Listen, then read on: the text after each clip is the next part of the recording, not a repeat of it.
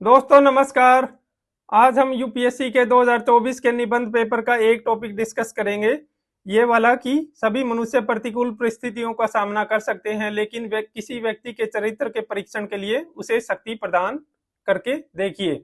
ये टॉपिक हमने अपने टेलीग्राम चैनल पे प्रैक्टिस किया था 20 सितंबर को, क्योंकि हम यूपीएससी के ही टॉपिक पे लिखने का अभ्यास करना चाहते थे और आप लोगों ने उसे लिख के सबमिट भी किया और आपको फीडबैक भी दिए। लेकिन ऐसा एक भी निबंध नहीं था जिसमें सारी चीजें कवर की गई हो। किसी में भूमिका अच्छी नहीं है, किसी में एनालिसिस सही से नहीं किया गया, किसी में डायमेंशन अच्छे नहीं बनाए गए। तो आपके निबंधों को पढ़ने के बाद जो भी कमियां लगी उनको ध्यान में रखते हुए हम इस टॉपिक को डिस्कस करेंगे कि आपको कैसे वो गलतियां नहीं करनी और आगे से आपको कैसे उन गलतियों को सुधारना है, और ताकि आप बेहतर निबंध और प्रभावशाली एक एनालिटिकल निबंध लिख पाएं। तो ये यूपीएससी का पेपर है जिसमें सेक्शन 1 में ये चीजें पूछी गई थी, सेक्शन बी में ये सारे टॉपिक आए थे। और ये इन सारे टॉपिक पे हमने एक डिटेल में एक वीडियो बनाया था जिसमें हमने डिस्कस किया था कि टॉपिक कैसे और कहां से आए हैं। इसमें हमने डिस्कस किया था कि इस साल के पेपर में ऐसा कुछ भी नया टॉपिक नहीं था जो पहले यूपीएससी ने ना पूछा हो। टॉपिक की सेंस या मूल भावना अभी भी वही है। तो अगर आपने ये वीडियो नहीं देखा है तो आप इस वीडियो को जरूर देखिए, ताकि आपकी निबंध पेपर को लेके एक समझ बने, यूपीएससी क्या पूछना चाह रहा है आपसे उसकी समझ बने। इससे आप अपनी तैयारी को ज्यादा बेहतर और सही डायरेक्शन में ले जा पाएंगे। तो अब अगर हम चर्चा करें अपने आज के टॉपिक पे कि हमें इस टॉपिक को डिस्कस करना है कि nearly all man can stand adversity but to test the character give him power. तो ये टॉपिक हमें डिस्कस करना है। कोई भी टॉपिक लिखने से पहले उसकी ब्रेनस्टॉर्मिंग करनी जरूरी होती है। तो उस चीज को ध्यान में रखते हुए हमने कल एक ब्रेनस्टॉर्मिंग के ऊपर डिटेल में वीडियो बनाया था कि हम तो आप ब्रेनस्टॉर्मिंग कैसे करें टॉपिक की, कैसे आप उसके डायमेंशन को खोलें, कैसे आप टॉपिक को उधेड़ें, उधेड़ने के बाद उसके डायमेंशन बनाए। ये सारी चीजें हमने डिटेल में डिस्कस की थी। और अगर आपने ये वीडियो नहीं देखा है तो आप ये वीडियो जरूर देखिए। इससे ब्रेनस्टॉर्मिंग को लेकर आपकी सारी भ्रांतियां दूर हो जाएगी कि आप ब्रेनस्टॉर्मिंग को लेकर कैसे गलत धारणा को लेकर बैठे हैं। इससे ब्रेनस्टॉर्मिंग कैसे करनी है ये समझ आपकी बेहतर बनेगी और फिर आप किसी भी निबंध को लिखने के लिए बेहतर स्थिति में अपने आप को महसूस करेंगे। तो हमने ब्रेनस्टॉर्मिंग के ऊपर डिटेल में डिस्कस कर लिया है, इसलिए अब हम इस टॉपिक की ब्रेनस्टॉर्मिंग कैसे करनी है उन चीजों पे बात नहीं करेंगे। हम सीधा इस टॉपिक की ब्रेनस्टॉर्मिंग ही करेंगे। तो उस चीज क्या ये रहेगा कि हम इस टॉपिक के पहले कीवर्ड को सेपरेट करेंगे और इसके वाक्यांश को अलग करेंगे। कीवर्ड और वाक्यांश को अलग करने के बाद हम उनका आपसी संबंध समझेंगे कि उनका आपसी संबंध क्या था। ये चीज करने के बाद हम इस टॉपिक का सेंट्रल आइडिया पकड़ पाएंगे। तो अगर हम इस टॉपिक के कीवर्ड और अलग अलग पार्ट को अलग करें तो इसमें जैसे एक ये आता है कि लगभग सभी मनुष्य प्रतिकूल परिस्थितियों का सामना कर सकते हैं, ये एक पार्ट हो गया। इसमें लगभग सभी, ये सभी वाला पार्ट है, ये भी एक इंपॉर्टेंट कीवर्ड है। इसके अलावा किसी व्यक्ति के चरित्र के परीक्षण, ये सेकंड पार्ट हो गया, और उसे शक्ति प्रदान करके देखिए, ये तीसरा है। तो ये तीन पार्ट इसमें है। कुछ इंपॉर्टेंट कीवर्ड है कि जैसे लगभग सभी, और यहाँ पे किसी व्यक्ति यानी कि इंडिविजुअल व्यक्ति की बात हो रही है, यहाँ पे सभी व्यक्तियों की बात हो रही है। यानी कि प्रतिकूल परिस्थितियों और एडवर्सिटीज का सामना तो सभी कर लेंगे, लेकिन जब किसी व्यक्ति के पास शक्ति आएगी तो उसका चरित्र सही स्पष्ट तरीके से बाहर निकल के आएगा। तो ये टॉपिक के कीवर्ड और वाक्यांश थे। अगर हम इनको अलग करते हैं और इनका अलग एक संबंध आप समझो तो इसका जो सेंट्रल आइडिया निकल के आएगा, वो सेंट्रल आइडिया क्या निकल के आएगा, इसका सेंट्रल आइडिया निकल के आएगा कि चरित्र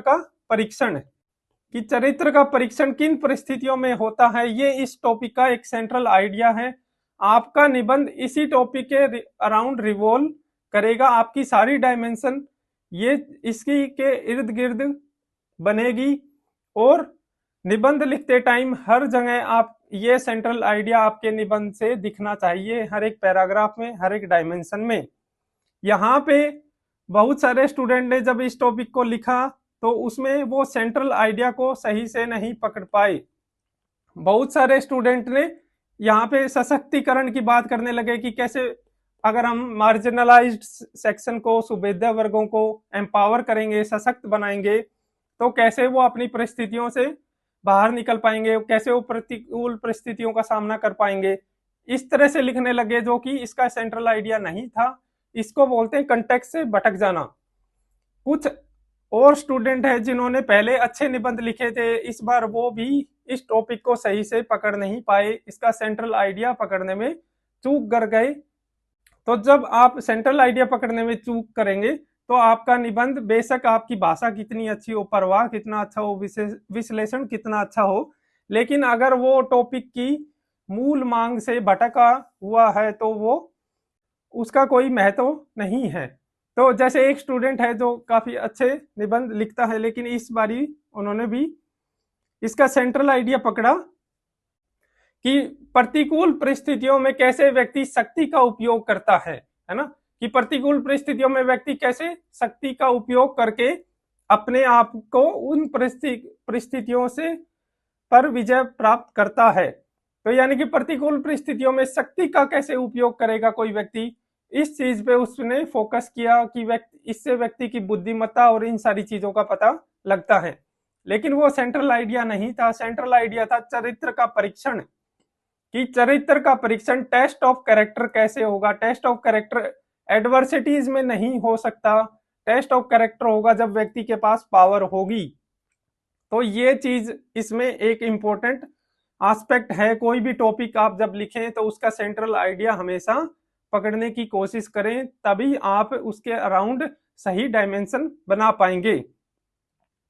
तो ये चीज अभी हमने देखी कि उसका सेंट्रल आइडिया क्या नहीं था, प्रतिकूल परिस्थितियां भी नहीं है, एम्पावर करना भी नहीं है, बल्कि क्या है, चरित्र का परीक्षण करना है। और चरित्र का परीक्षण किन स्थितियों में होगा, प्रतिकूल परिस्थितियों में नहीं हो सकता, बल्कि शक्ति की स्थिति में होगा, ये चीज कह रहा है। कुछ स्टूडेंट ने इसमें यूज ऑफ पावर के ऊपर लिखा कि शक्ति का सदुपयोग कैसे करना चाहिए, शक्ति का दुरुपयोग कैसे करते हैं लोग। ये चीज भी इस टॉपिक का सेंट्रल आइडिया नहीं था। सेंट्रल आइडिया चरित्र का परीक्षण था, ना कि शक्ति के सदुपयोग दुरुपयोग को लेकर। तो आपको सेंट्रल आइडिया ध्यान में रखना है, तभी आप अच्छा निबंध लिख पाएंगे। अब अगर हम इसके डायमेंशन बनाने की बात करें कि इसके डायमेंशन आप कैसे बनाओगे, तो हमने ब्रेनस्टॉर्मिंग वाले में बात की थी, हम इन सारे क्वेश्चनों को उठाएंगे कि क्यों हो रहा है ऐसा, कैसे हो रहा है, कब कब हुआ है, कहाँ कहाँ हुआ है, और क्या हम उसे बदल सकते हैं, या फिर क्या उसका कोई एंटीथेसिस भी है, क्या वो सिचुएशन, क्या वो हर जगह वो लागू हो रही है, या उसका कोई अपवाद भी है। तो ये सारी चीजें हमने कल ब्रेनस्टॉर्मिंग वाला जो वीडियो बनाया था उसमें हमने डिटेल में डिस्कस की थी। तो आप पहले वो वीडियो देखो और उसकी समझ बनाओ, और फिर आप हर एक टॉपिक में ब्रेनस्टॉर्मिंग करने में ज्यादा सहज होंगे। तो जिन लोगों ने ये वीडियो देख लिया है या फिर नहीं देखा है, तो भी आप एक बारी के लिए इस वीडियो को पॉज करो और इस टॉपिक के अलग अलग पार्ट को डिवाइड अलग अलग करते हुए, इस सेंटेंस अलग अलग सेंटेंस बनाते हुए आप अब इसके डायमेंशन बनाने की कोशिश कीजिए, है ना। एक बारी के लिए वीडियो को पॉज कीजिए और सोचिए कि इस टॉपिक पे क्या क्या डायमेंशन बन सकती थी, इस टॉपिक पे आप ये सारे क्वेश्चन उठाओ। वीडियो को पॉज करो और पेपर पे लिखने की कोशिश करो कि आप कौन से 5-6 प्रश्न यहाँ पे उठा सकते हो जो आपके टॉपिक के डायमेंशन बनेंगे। और ध्यान यह रहे कि आपका सेंट्रल आइडिया हर एक क्वेश्चन में दिखना चाहिए। ठीक, तो अब आप अगर ये चीज कर लेते हो तो फिर अब हम ये चीज देखेंगे कि यहाँ पे कौन कौन से डायमेंशन बन सकते थे, बनने चाहिए, जो आपके निबंध को ज्यादा बेहतर बनाएंगे। तो पहला इस पे हम क्वेश्चन रेज करते हैं कि प्रतिकूल परिस्थितियों, ये कह रहा है ना कि लगभग सभी मनुष्य प्रतिकूल परिस्थितियों का सामना कर सकते हैं। तो हम पहला प्रश्न इसी पे उठाएंगे कि क्यों क्यों सभी मनुष्य प्रतिकूल परिस्थितियों और एडवर्सिटीज का सामना कर लेते हैं, है ना? क्यों और कैसे, क्यों सभी मनुष्य और कैसे सभी मनुष्य एडवर्सिटीज का सामना कर लेते हैं। हम पहला क्वेश्चन यही उठाएंगे और ये हमारे निबंध की पहली डायमेंशन भी यही बनेगी। बेशक ये सबसे कोर डायमेंशन नहीं है, लेकिन हमें इस चीज को भी एड्रेस करना है। फिर दूसरा क्वेश्चन हम उठाएंगे कि प्रतिकूल परिस्थितियों में चरित्र का प्रकाशन क्यों नहीं होता, चरित्र या कैरेक्टर सही से हमें उसका टेस्ट क्यों नहीं हो पाता। ये कह रहा है ना कि लगभग सभी मनुष्य प्रतिकूल परिस्थितियों का सामना कर लेते हैं, यानी कि सभी कर लेते हैं वो तो, लेकिन चरित्र का तो नहीं पता लगता ना हमें। तो चरित्र का पता लगता है शक्ति देने पे, ना कि प्रतिकूल परिस्थितियों में। तो यहाँ पे हमारा दूसरा प्रश्न यही उठेगा कि सभी मनुष्य प्रतिकूल परिस्थितियों का सामना तो कर लेते हैं, लेकिन उससे चरित्र का पता क्यों नहीं लगता। प्रतिकूल परिस्थितियों से हमें किन गुणों का पता लगता है, लेकिन चरित्र का क्यों नहीं पता लगता। तो यहाँ पे दूसरा प्रश्न यही उठता है, ये भी क्यों वाला ही पार्ट है।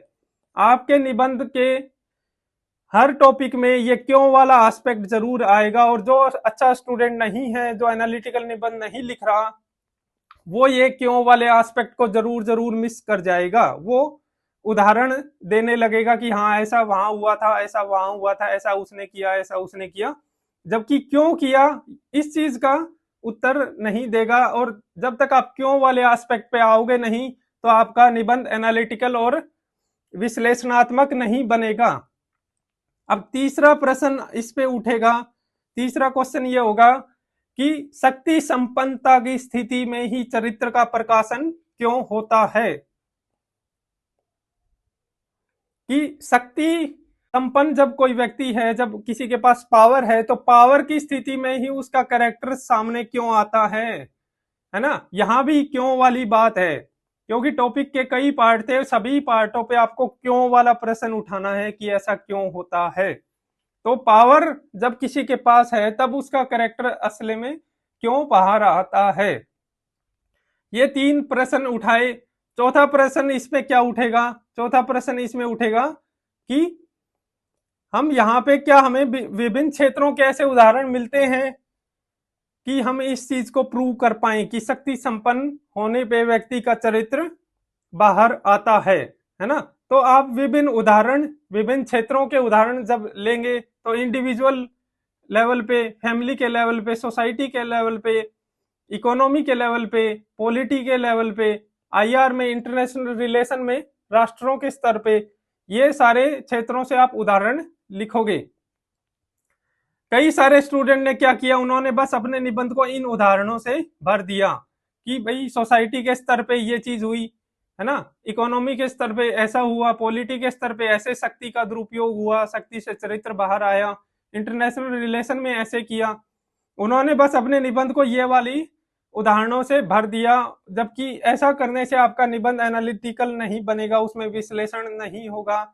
एनालिटिकल निबंध लिखने के लिए जरूरी है आप इन प्रश्नों को उठाओ कि क्यों क्यों प्रतिकूल परिस्थितियों में चरित्र का प्रकाशन नहीं होता, वहां तर्क दो।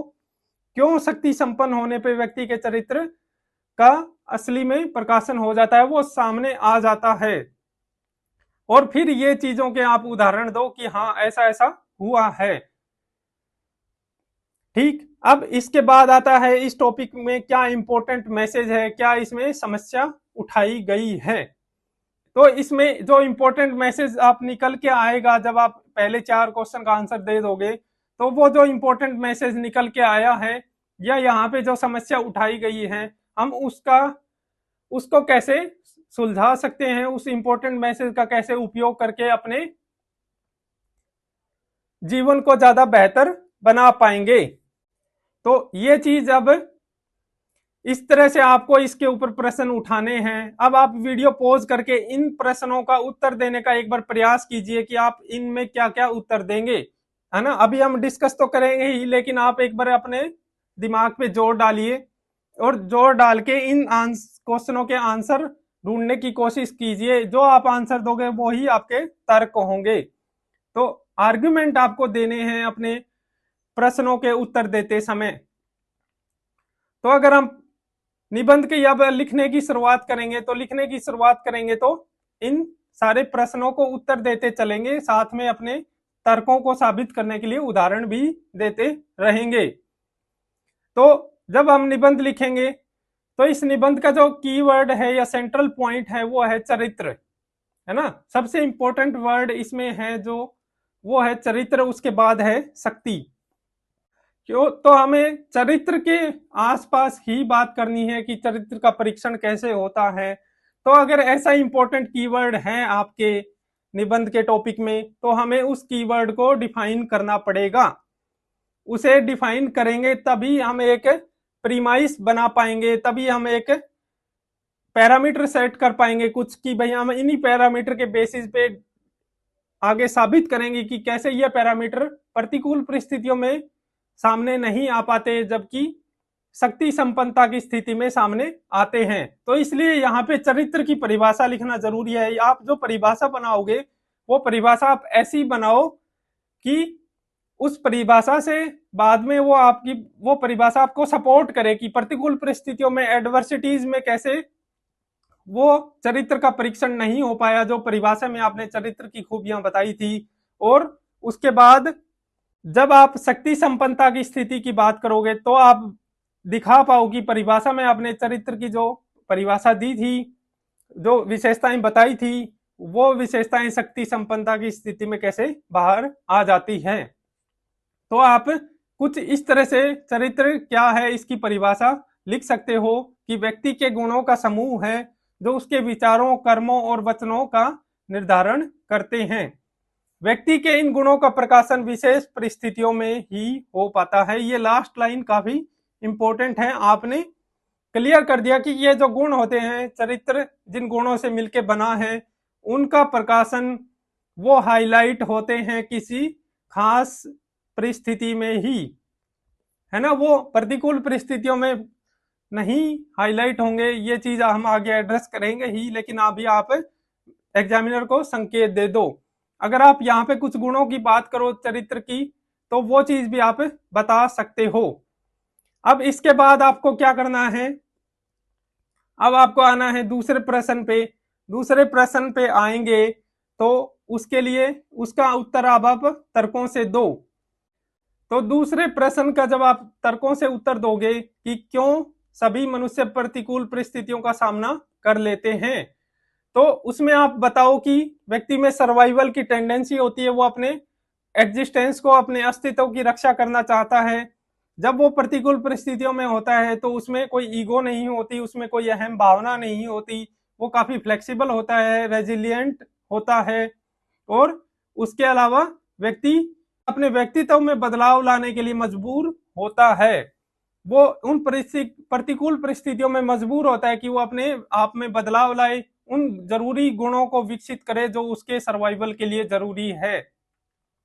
सहयोग की भावना को बढ़ावा मिलता है प्रतिकूल परिस्थितियों में। जैसे कोई आपदा आई है तो आपदा के समय सभी लोग आपस में सहयोग करेंगे, या जो व्यक्ति प्रतिकूल परिस्थितियों का सामना कर रहा है वो उनसे बाहर निकले। इसके लिए जरूरी है कि वो दूसरों से मदद ले, और दूसरों से मदद लेगा तो वो फ्लेक्सिबल भी होगा, रेजिलियंट भी होगा, उसमें ईगो भी नहीं होगी। तो ये सारी चीजें कोऑपरेशन को बढ़ावा देती हैं। इसके अलावा प्रतिकूल परिस्थितियों का जो अनुभव है वो लगभग सभी व्यक्तियों को होता है जीवन में कभी ना कभी। तो जब व्यक्ति प्रतिकूल परिस्थितियों में होता है तो वो दूसरों से प्रेरणा भी लेता है, उनसे मदद भी लेता है, उनसे सहयोग भी लेता है, उनसे सीखता भी है ना। तो एक कॉमन एक्सपीरियंस है प्रतिकूल परिस्थितियों का सामना करना। इसमें रोल मॉडल भी हमें मिल जाते हैं कि भाई उन्होंने कैसे कैसे चीजों को किया था, तो ये चीज भी हमें मदद करती है। तो ये जो सभी वाला एस्पेक्ट है कि क्यों सभी मनुष्य ऐसा कर लेते हैं, तो सभी इसलिए ऐसा कर लेते हैं कि सभी में अस्तित्व की रक्षा की बात होती है। सभी उस टाइम अहम भावना नहीं रखते, सभी लचीले होने को मजबूर हो जाते हैं, सभी सहयोग करते हैं, सभी का ये कॉमन एक्सपीरियंस होता है। तो वो दूसरों से सीखते हैं, रोल मॉडल होता है। व्यक्ति अपने आप में बदलाव लाने को मजबूर होता है, तो इसलिए सभी मनुष्य, लगभग सभी मनुष्य ऐसा कर लेते हैं। चूंकि ये सेंट्रल थीम नहीं है, सेंट्रल आइडिया नहीं है इस टॉपिक का, तो इसलिए हम इस बहस में नहीं जाएंगे कि लगभग सभी कर लेते हैं लेकिन कुछ नहीं कर पाते। उतना हम नहीं जाएंगे तो एक आधे पैरा में आप जा सकते हो कि क्यों कुछ लोग नहीं जा सकते। एक दो लाइन में आप बता सकते हो कि जो व्यक्ति इन चीजों को भी अपने जीवन में नहीं लाएगा तो वो फिर प्रतिकूल परिस्थितियों के सामने समाप्त हो जाएगा। ठीक, तो ये दूसरा प्रश्न था क्यों वाला एस्पेक्ट की, क्यों प्रतिकूल परिस्थितियों का सामना सभी मनुष्य कर लेते हैं। तो इस तरह से आप तर्क दो, इनके साथ उदाहरण दो कि अस्तित्व की रक्षा, आप तर्क दिया, इसके साथ उदाहरण दो, लचीलेपन के उदाहरण दो, जब समान अनुभव की बात कर रहे हो तो यहाँ पे उदाहरण दो, है ना। तो आपको इन सभी के साथ उदाहरण देना है। तो अब हम अगले चीज पे आए कि क्यों प्रतिकूल परिस्थितियों में कैरेक्टर का टेस्ट नहीं हो पाता, चरित्र का प्रकाशन नहीं हो पाता। तो उसके लिए पहले जरूरी है कि हम वो चीज तो डिफाइन करें जहां से चरित्र का प्रकाशन होता है ना, वो परिस्थितियां होती कैसी हैं। तो वो चीज अगर आप बता दोगे, ये आप परिभाषा में भी बता सकते थे, चरित्र जहां आपने चरित्र की परिभाषा बताई उसी के साथ भी बता सकते थे और यहां भी बता सकते हो। तो जैसे व्यक्ति के पास फ्री विल होनी चाहिए, है ना, जो भी वो डिसीजन ले रहा है, जो भी वो कार्य कर रहा है, वो अपनी संकल्प स्वतंत्रता से कर रहा है ना। तो संकल्प स्वतंत्रता भी तो होनी चाहिए, फ्री विल होनी चाहिए ना उसके पास चुनने की आजादी होनी चाहिए। डिसीजन लेते टाइम, कार्य करते टाइम अगर वो फ्री विल से कार्य करेगा तभी तो हम उसके कैरेक्टर का पता लगा पाएंगे ना, कि उसने चुना है तो वो ही रिस्पॉन्सिबल है।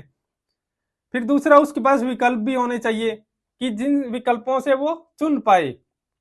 तो विकल्प जब होंगे तभी हमें पता लगेगा कि उसने कौन सा विकल्प चुना और उसी से हमें उसे कैरेक्टर का पता लगेगा। उसके पास कैपेबिलिटी भी होनी चाहिए, है ना, कि वो जो चीज चाह रहा है, उसकी जो इच्छाएं हैं, वो अपनी इच्छाओं को पूरा करने में सक्षम है या नहीं है। अगर वो इच्छाओं को पूरा करने में सक्षम नहीं है और तो उस कारण से, सक्षम नहीं होने के कारण से वो कुछ और चुनाव कर रहा है, तो हमें उसके कैरेक्टर का कैसे पता लगेगा, है ना। जैसे वो कहते हैं ना कि कोई यकीन नहीं करेगा कि किसी कमजोर ने किसी पहलवान को माफ कर दिया। अगर कोई कमजोर किसी पहलवान को माफ कर रहा है तो हमें वास्तव में नहीं पता कि वो माफी करने का उसका गुण है या वो उसकी मजबूरी है। लेकिन अगर कोई शक्तिशाली व्यक्ति किसी कमजोर को माफ कर रहा है तो हमें स्पष्ट दिख रहा है कि ये चीज इसके चरित्र का एक अभिन्न अंग है, माफी देने वाला, क्योंकि उससे हमें पता लग रहा है कि वो व्यक्ति दंड देने में सक्षम था, उसको दूसरे को हानि पहुंचाने में सक्षम था, बावजूद इसके उसने करुणा के मूल्य, क्षमा के मूल्य, है ना, फॉरगिवनेस को ज्यादा महत्व दिया।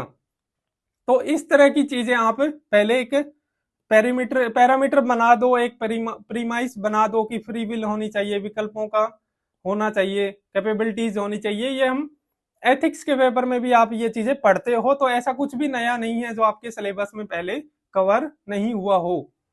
तो इस तरह से जब हमने ये चीजें बता दी तो अब हम इन्हीं चीजों के आधार पे देखेंगे कि कैसे प्रतिकूल परिस्थितियों में व्यक्ति के कैरेक्टर का पता नहीं लग पाएगा, लेकिन शक्ति संपन्नता की स्थिति में ये सारी कंडीशन फुलफिल होंगी और हम उसके चरित्र का सही से टेस्ट कर पाएंगे। तो प्रतिकूल परिस्थितियों में क्या होगा, व्यक्ति के पास क्यों उसके चरित्र का सही से पता नहीं लग पाएगा, उसके कैरेक्टर का टेस्ट नहीं होगा, तो उसके पास फ्री विल नहीं होगी, है ना। प्रतिकूल परिस्थितियों में व्यक्ति परिस्थितियों से लड़ रहा होता है, तो परिस्थितियां व्यक्ति के ऊपर हावी होती है, उसके पास क्षमता भी नहीं होती। प्रतिकूल परिस्थितियों का सामना करते टाइम कोऑपरेशन अनिवार्य है, व्यक्ति को दूसरों का सहयोग चाहिए ही चाहिए, वो कोऑपरेट करने को मजबूर है। उसे वह भी है कि कहीं अगर वो गलत करेगा तो उसे दंड मिलेगा या फिर वो असफल हो जाएगा, वो परिस्थितियों से लड़ नहीं पाएगा, तो वो इन भय के कारण भी वो कुछ कर नहीं पाता जो वो चाह रहा है, और वो संघर्ष कर रहा होता है। उसे अपना उसे सरवाइव करना है, उसे अपना अस्तित्व बचाना है। तो ये सारी चीजें हैं जो इस तरह से आप तर्क दे के साबित करो कि प्रतिकूल परिस्थितियों में व्यक्ति के चरित्र का पता नहीं लग पाएगा, ये सारे तर्क दो और इनके साथ आप उदाहरण भी देते चलो। अब आओ कि शक्ति चरित्र का मापदंड क्यों है, क्यों शक्ति संपन्न होने की स्थिति में ही हम चरित्र का पता लगा पाएंगे। तो शक्ति मिलने का मतलब है कि व्यक्ति के हाथ में हथौड़ा आ गया। हमने जैसे बुक सीरीज जो शुरू की है उसके 15वें चैप्टर के अज्ञानता वाला जो 15वां चैप्टर था उसके सेकंड भाग में हमने डिस्कस किया था कि व्यक्ति जो शक्ति के केंद्र में है उसके हाथ में हथौड़ा है, और जब व्यक्ति के हाथ में हथौड़ा होता है तो उसे हर चीज एक कील की भांति दिखती है ना। तो जब व्यक्ति के हाथ में हथौड़ा होगा तो उसे हर चीज एक कील की भांति दिखेगी जिसको वो ऊपर प्रहार करना चाहेगा। तो इसी तरह जब व्यक्ति शक्ति की स्थिति में होता है तो वो उस शक्ति का उपयोग कैसे करेगा ये उसके यही बताएगा कि उसका कैरेक्टर कैसा है। तो शक्ति चरित्र का मापदंड क्यों है? शक्ति मिलते ही अब सिचुएशन बदल गई, अब परिस्थितियां वैसी एडवर्स नहीं है, अब उसके फेवर में है। तो परिस्थितियां व्यक्ति के अनुकूल है, अब उसके पास फ्री विल है, फ्रीडम ऑफ चॉइस है, वह जो करना चाह रहा है वो कर सकता है। अब वो अपनी इच्छाओं को दबाएगा नहीं, वो अपनी इच्छाओं को पूरा करेगा।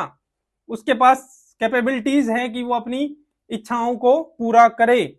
अब वो शक्ति का दास है या स्वामी है, ये चीज भी हमें पता लगेगी कि वो शक्ति से नियंत्रित हो रहा है। दास का मतलब कि वो शक्ति उसके दिमाग पे हावी हो गई है, उसके सोचने समझने की क्षमता को हाईजैक कर लिया है, या फिर वो शक्ति के कंट्रोल में है, वो अपने तर्क से अपने विवेक से उस शक्ति का उपयोग कर रहा है। ये चीज भी हमें पता लगेगी।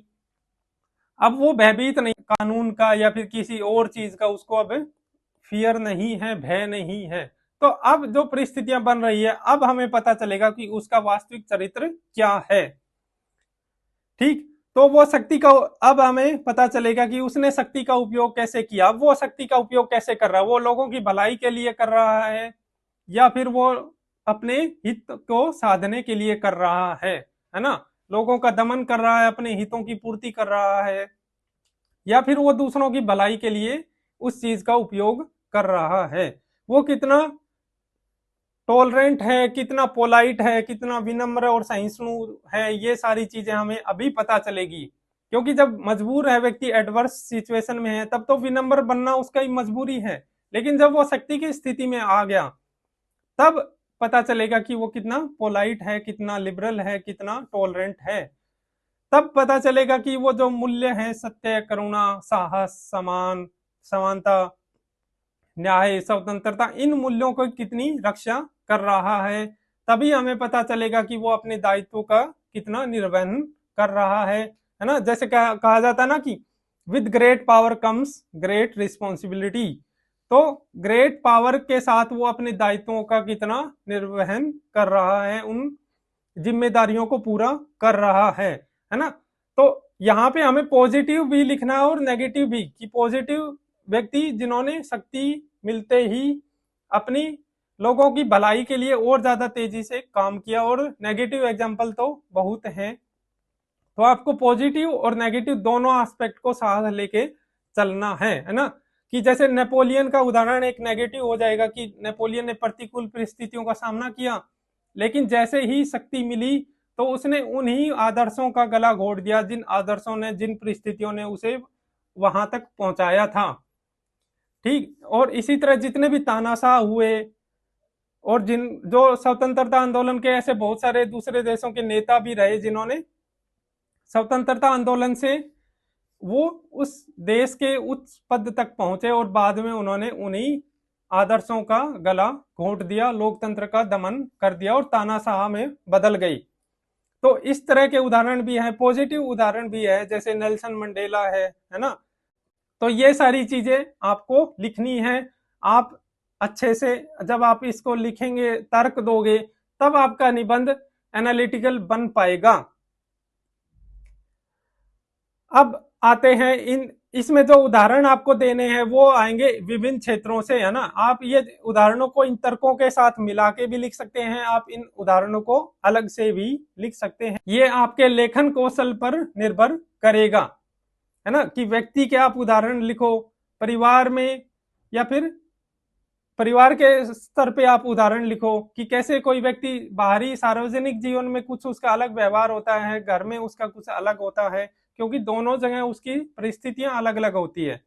आर्थिक क्षेत्र में आप उदाहरण लिख सकते हो कि कैसे कोई कंपनी प्रतिकूल परिस्थितियों का सामना करते हुए वो काफी आगे आई, और जब वो एक शक्ति की स्थिति में आई तो उसने छोटी कंपनियों का दमन करना, उनको अधिग्रहण करना, प्रतिस्पर्धा से बाहर करने के तरीके अपनाने लगी।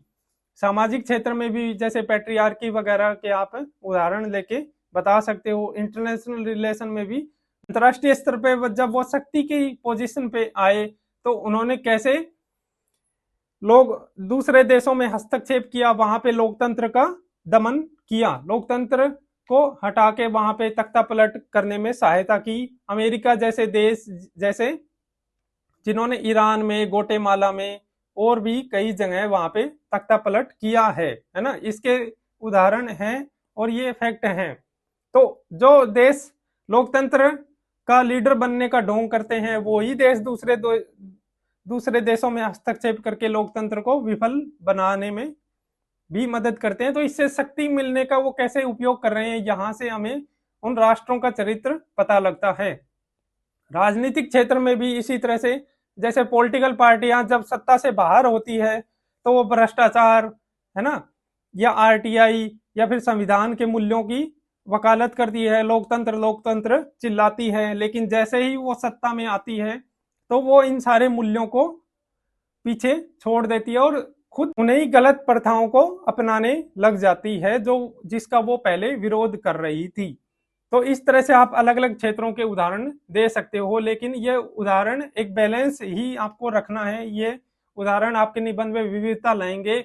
इन तर्कों के साथ आप मिला के उदाहरण लिख सकते हो या फिर अलग से भी लिख सकते हो। ये है कब और क्यों वाला, कब और कहां वाला प्रश्न, जो हमने शुरुआत में प्रश्न उठाए थे कि व्हेन एंड वेयर ये चीजें होती हैं और हुई हैं। ठीक, आप व्यक्ति का उदाहरण दो, पॉजिटिव और नेगेटिव जब दे रहे हो तो आप दो ऐसे व्यक्तियों को लो जो कंटेम्परेरी है ना। कंटेम्परेरी व्यक्तियों को लोगे तो ज्यादा बेहतर तुलना होगी। जैसे आप स्टालिन को ले रहे हो तो उसके सामने नेहरू को लो या फिर कोई और डेमोक्रेटिक लीडर को लो, ताकि हम ज्यादा बेहतर तरीके से उनकी तुलना कर पाए, है ना। नेल्सन मंडेला को ले रहे हो एक तरफ तो दूसरी तरफ आप गद्दाफी को लो, तो हम ज्यादा बेहतर तरीके से तुलना कर पाएंगे यहाँ पे। ठीक, तो ये चीज आपको लिखनी है। इसके बाद आता है लास्ट डायमेंशन की, इसकी वर्तमान में क्या रेलेवेंस है और हमें आगे क्या करना चाहिए। इसका जो सेंट्रल मैसेज हमें मिला कि हमें ये मैसेज इस टॉपिक से मिला, उस मैसेज का यूज करते हुए हम कैसे बेहतर बना पाए। तो आप क्या कर सकते हो कि आप कैरेक्टर बिल्डिंग के ऊपर बात कर सकते हो, है ना, कि हमें व्यक्ति का कैरेक्टर कैसे बनाना चाहिए। बच्चों की शिक्षा और परवरिश के ऊपर आप कुछ चीजें बता सकते हो कि उनका कैरेक्टर बने, है ना, कैरेक्टर डेवलप हो। उसके लिए हमें वो परिस्थितियां भी देनी चाहिए ना। एजुकेशन उस तरह से हो, परवरिश उस तरह से हो कि बच्चे में खुद से डिसीजन मेकिंग, है ना, वो स्वतंत्र अपने निर्णय लेने की एक तरह से उसमें इच्छा, मतलब जो इच्छा है उसको पूरा करने की परिस्थितियां होनी चाहिए। बाद में हम उसको बताएं कि ये जो डिसीजन लिया ये गलत था, इस तरह से उसको जब तक हम वो परिस्थितियां दे नहीं पाएंगे तो उसका कैरेक्टर सही से बिल्ड नहीं हो पाएगा। आज गला काफी खराब है। तो जब हम उसकी परिस्थितियां उसको दे पाएंगे, उसके कैरेक्टर का टाइम टू टाइम टेस्ट भी होता जाएगा, उसको गलत भी बताते जाएंगे और उसके कैरेक्टर को हम मॉडिफाई और ज्यादा बेहतर बनाते जाएंगे। तो हम कैरेक्टर बिल्डिंग पे बात कर सकते हैं। और शक्ति का जो दुरुपयोग यहाँ पे हमने बात की थी ना, कि व्यक्ति को चरित्र का प्रकाशन शक्ति मिलने पे होता है ना। बेशक सेंट्रल आइडिया चरित्र का प्रकाशन या परीक्षण था, कैरेक्टर का टेस्ट था, लेकिन हमें एक इंपॉर्टेंट मैसेज तो मिला ना कि शक्ति अगर गलत हाथों में चली जाए तो वो विनाश का कारण बन सकती है, जैसे हिटलर या मुसोलिनी ने किया।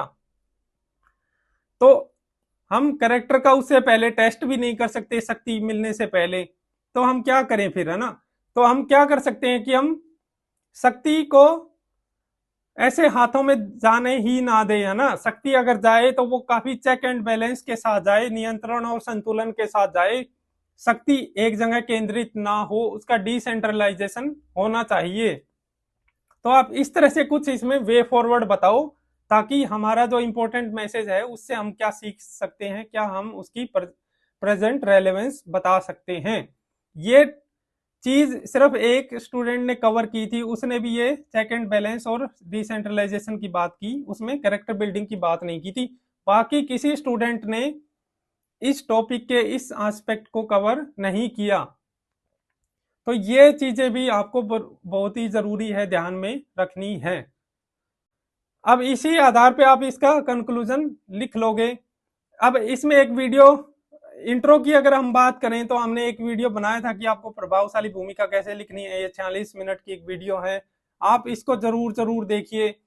जिन्होंने भी निबंध लिखा है, किसी भी स्टूडेंट के निबंध में भूमिका अच्छी नहीं है ना, मतलब ठीक है, एवरेज है, लेकिन एकदम परफेक्ट या फिर सारी चीजों को कवर करने वाली भूमिका नहीं है। और इसका जो इस वीडियो का एक सेकंड पार्ट है, उस सेकंड पार्ट में एक इनोवेटिव अप्रोच आपको बताई गई है। आप इस चीज को जरूर देखें। अगर आपको भूमिका लिखने में दिक्कत आ रही है तो आप इस अप्रोच का पालन करें, आपको इस वीडियो में मिलेगी।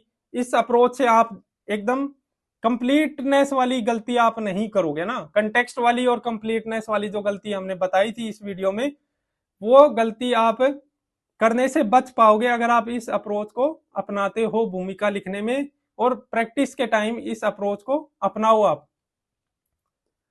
तो ये वीडियो दोनों, इस वीडियो के 2 पार्ट हैं, दोनों पार्ट आप जरूर जरूर देखना। इंट्रो पे आपकी समझ बेहतर बनेगी। आपकी भूमिका में 3 चीज होनी चाहिए जो हमने वीडियो में बताया था, कंटेक्स्ट के अकॉर्डिंग हो, कंप्लीट हो और क्रिएटिव हो। तो ये तीनों चीज जब आपकी भूमिका में नहीं है तो फिर आपकी भूमिका अच्छी नहीं होगी। कंटेक्स्ट हमें समझ आ गया कि प्रतिकूल परिस्थितियों का सामना और व्यक्ति का चरित्र का परीक्षण शक्ति की स्थिति में, ये इसका कंटेक्स्ट था। तो आपको इसी कंटेक्स्ट को ध्यान में रखते हुए अपना भूमिका बनानी है, अपना इंट्रोडक्शन बनाना है। बहुत सारे स्टूडेंट का ये कंप्लीट वाला एस्पेक्ट पूरा नहीं है।